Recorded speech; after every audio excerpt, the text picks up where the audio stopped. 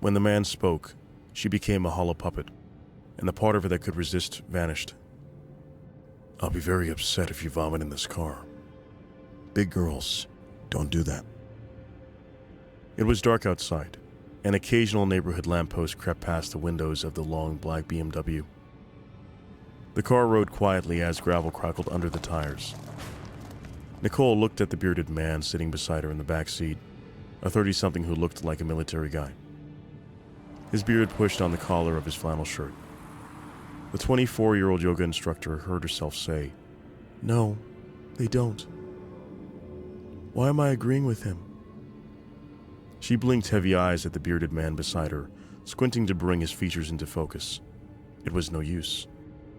The dense white fog that had been clouding the edges of her vision for the last day wouldn't disperse. Her mind sagged under the weight of that fog, and it was an effort to stay conscious. This man had done this to her somehow, and she had become used to it over the last 24 hours.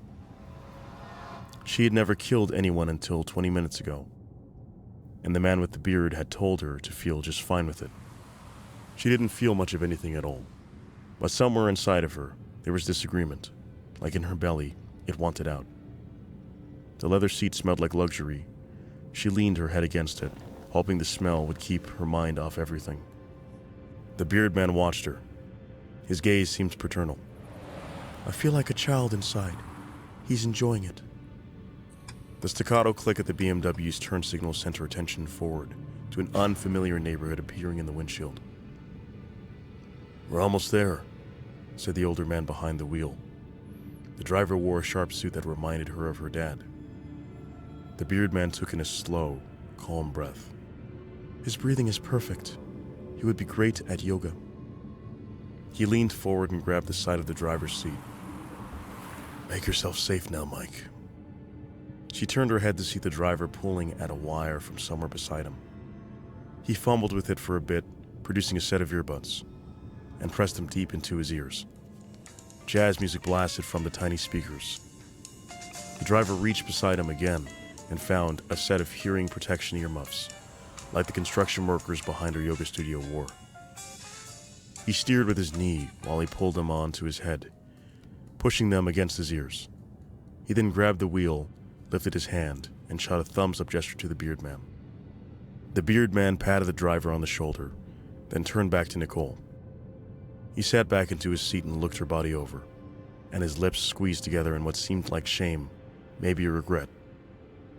"Nicole, you're so gorgeous, and you did a great job tonight. Are you ready for this to be over?"